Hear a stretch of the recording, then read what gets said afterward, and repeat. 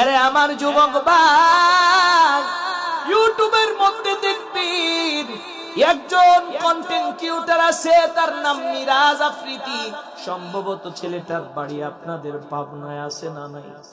দুইটা হাত নাই, পা দিয়া রান্না করে খায়, পা দিয়া সুন্দর করে চামচ দিয়া ভাত খায়। আরে যুবক, হাত দিয়া ভাতটা খাইতে পারি না, হাত দিয়া কোনো কাজ কাম করতে পারে না। রে যুবক, দুইটা হাত আল্লাহ তাকে দেন, যে পাটা দিয়া বিভিন্ন ময়লা জিনিস পাড়ায়, ওই পা দিয়া আবার খাবার খায়।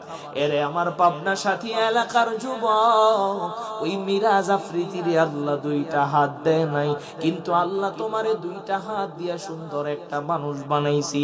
এর শুকরিয়া যদি তুমি কিয়ামত পর্যন্ত আল্লাহর কুদরতি পায়ে সিজদায় লুটায়া থাকো, তারপরেও শুকরিয়া আদায় হবে না, ঠিক না বেঠি? এরে আমার যুবক বাবাজিরা শুনো, আল্লাহ তাআলা ডাক দিয়া কয়, রে বান্দারি, এত সুন্দর শরীরের গঠন দিয়ে তোকে আমি আল্লাহ বানাইলাম, তুই দুনিয়ার মধ্যে চলতে ফিরতে কত আন্ধা মানুষ দেখোস, কত বোবা মানুষ দেখোস, কত বধির মানুষ দেখো, যারা চোখে দেখে না, কানে শুনে না, কথা বলতে পারে না। কত মানুষ দেখো তাদের দুইটা হাত নাই, কত মানুষ দেখো তাদের দুইটা পা নাই রে। আর হাসপাতালে গেলে দেখা যায় কত মানুষকে আমি আল্লাহ অসুস্থতা দিয়ে রাখছি। আল্লাহ তাআলা সুস্থ বান্দাকে যখন কোন নেক আমলের আদেশ করার পর বান্দা যখন নামাজ ছেড়ে দেয়, রোজা ছেড়ে দেয়, হজ ছেড়ে দেয়, যাকাত ছেড়ে দেয়, তখন আল্লাহ বড় কষ্ট পায়। আল্লাহ কয়, বান্দা, এত সুন্দর কইরা বানানোর পরেও তুই আমার গোলামি করস না। কথা বলেন ঠিক না বেটি? আল্লাহ তাআলা সূরা ইনফিতারের আয়াত আল্লাহ বলেন, ইয়া আইয়ুহাল ইনসানু মা গাররাকা বিরাব্বিকাল কারীম।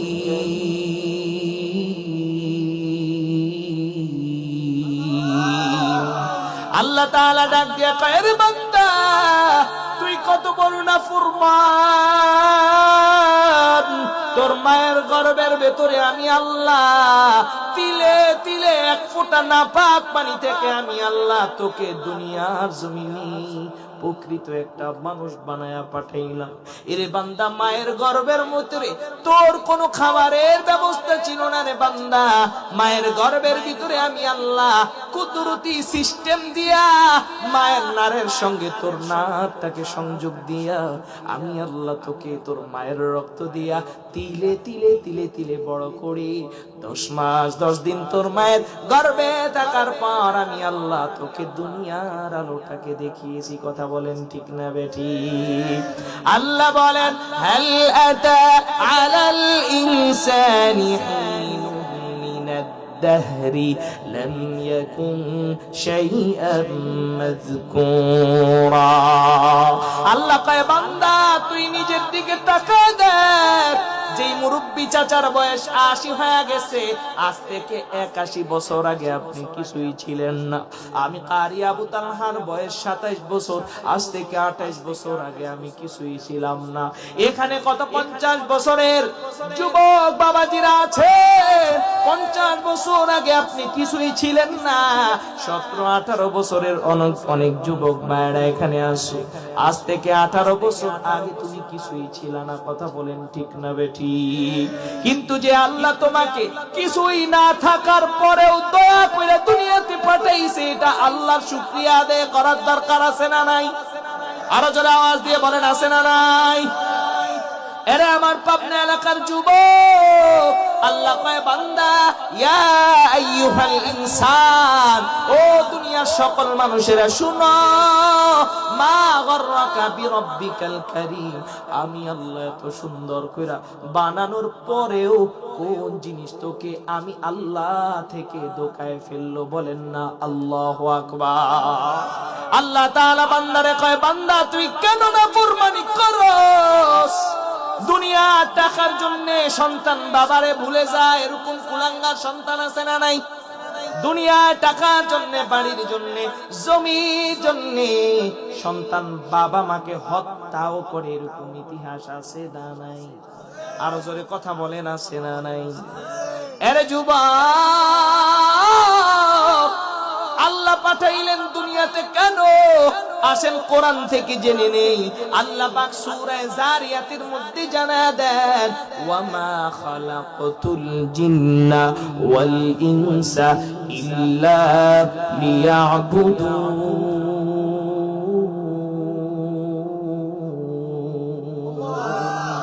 আল্লাহ তাআলা সূরা জারিয়াত 27 নম্বর পারার 2 নম্বর পৃষ্ঠাটা খুলে দেখবেন, এই আয়াতটা আছে।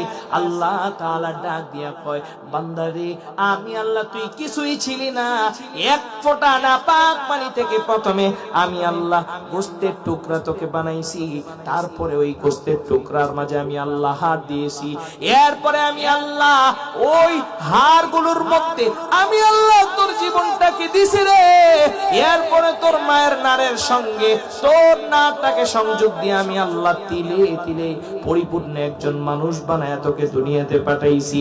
এরে বান্দা, দুনিয়াতে আইসা তুই শুধু ব্যবসা নিয়ে পড়ে থাকবি না, না। এ বান্দা, দুনিয়াতে আইসা তুই শুধু দুনিয়া দুনিয়া করবি বান্দা, এর জন্য আমি আল্লাহ দুনিয়াতে পাঠাই নাই। এ বান্দা, দুনিয়াতে আমি আল্লাহ তোকে পাঠানোর সর্বপ্রথম একমাত্র উদ্দেশ্য হচ্ছে আমি আল্লাহর ইবাদত আর বন্দেগী করবি। বলেন না আল্লাহু আকবার। জান্নাত তো যুখ সে ইয়া রব क्या करूं, आरज़ू है मैं तुझे देखा करो। জোরে বলেন না আল্লাহু আকবার। আরে আমার পাবনা সাথী এলাকার মুসলমান, কেউ উঠাউঠি করবেন না। কেন আল্লাহ দুনিয়াতে পাঠাইছে? আল্লাহর গোলামি করার জন্য, মানুষের গোলামি করার জন্য না। কথা বলেন ঠিক না বেঠিক? যারা আমাদেরকে মানুষের গোলাম বানায় রাখতে চায় তারা নাফরমান, আল্লাহর সঙ্গে তারা বেঈমানি করতেছে। কথা বলেন ঠিক না বেঠিক? আমাদের পার্শ্ববর্তী দেশ ভারত আমাদেরকে গোলাম বানায় রাখতে চায়, আমেরিকা আমাদেরকে গোলাম বানায় রাখতে চায়। আমরা সাফ জানায় দিলাম, আমরা আমেরিকারও গোলাম না, আমরা ভারতেরও গোলাম না, আমরা রাশিয়ারও গোলাম না, আমরা বাংলাদেশের কোন সরকারেরও গোলাম না। আমরা একমাত্র গোলাম কার? জোরে আওয়াজ দিয়ে বলেন না কার? আল্লাহর গোলামি ছাড়া মুমিন মুসলমান আর কারো গোলামি করতে পারে না। কেউ যদি আপনারে কয়, এই তুই আমার পায়ের মধ্যে সিজদা লাগা, একটা চটকনা দিয়ে দিবে, এই বেঈমান আমি তোর পায়ের মধ্যে কেন সিজদা দিব? আমারে বানাইলো আল্লাহ, আমারে খাওয়াইলো আল্লাহ, আমারে সুস্থ রাখলো আল্লাহ, আমি ওই আল্লাহর কুদরতি পায়ে সিজদা দিব। কথা বলেন ঠিক না বেটি? মুসলমান বাবাজিরা আমার, তাহলে আপনাকে আমাকে আল্লাহ দুনিয়াতে পাঠাইছে আল্লাহর ইবাদত করার জন্য, ঠিক না বেটি? কার ইবাদত বুঝতে হবে, কার ইবাদত? আরো জোরে আওয়াজ দিয়ে বলেন না কার? মুসলমান বাবাজিরা আমার, আল্লাহর ইবাদত করতে হবে। বিশ্বনবী জানায় দেন, আল ফারকু বাইনাল মুমিনি ওয়াল কাফিরি আস-সালাহ। মুমিন আর মুসলমানের মধ্যে পার্থক্য হলো, মুমিনরা নামাজ আদায় করে আর বেঈমানেরা নামাজ পড়ে না। কথা বলেন ঠিক না বেটি?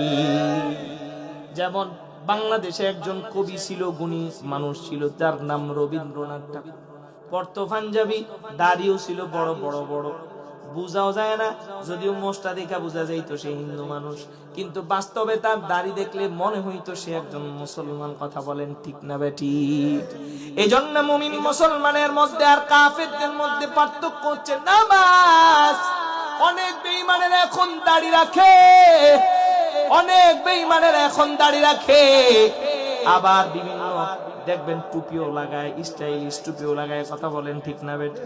আবার পাঞ্জাবি পায়জামাও পরে, বুঝার উপায় না এটা মুসলমান না কাফের। বিশ্বনবী জানায় দেন, মুসলমান আর কাফেরের মধ্যে একটাই পার্থক্য, মুসলমান 5 ওয়াক্ত নামাজ পড়বে আর বেঈমান 1 ওয়াক্ত নামাজও পড়বে না। কথা বলেন ঠিক?